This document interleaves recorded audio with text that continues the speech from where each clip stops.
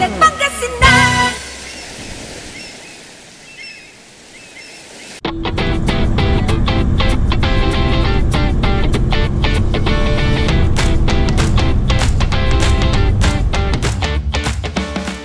Hindi lamang dito simpleng imbakan ng tubig, kundi a place of peace and tranquility kung saan pwede tayo maging masaya kasama ang ating pamilya at kaibigan.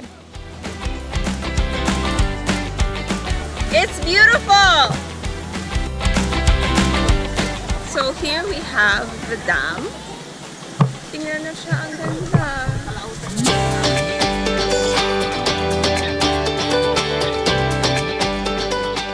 Ang haba nito 15 kilometers. Kasi ang ano nito, ang labasan po sa Nayon River. Dinadayo ng mga taga-ibang bayan, gano'n.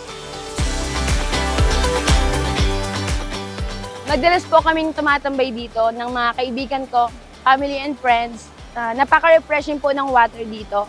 Naglalaro po kami dito, gano'n. Tapos nagka-camping po with family and friends. And picnic din po. Dito po, matagpo nyo po yung mga dam namin na talagang sobrang linaw at saka sobrang lamig.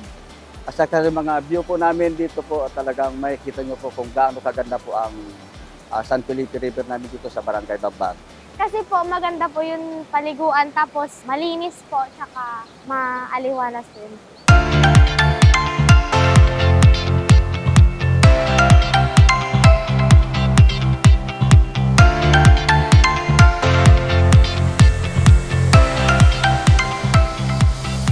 As we explore its beauty, we'll unveil the tales on the harmony of man and nature. It's not just a simple water reservoir, but a place where nature and serenity meets.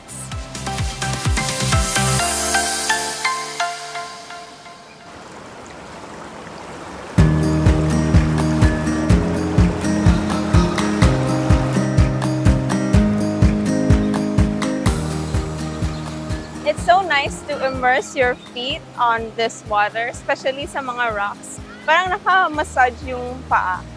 With its vast expanse of sparkling water and the embrace of surrounding trees and flowers, it's an inspiring place to witness the beauty of the natural world. Sawang Dam is a captivating sight to behold.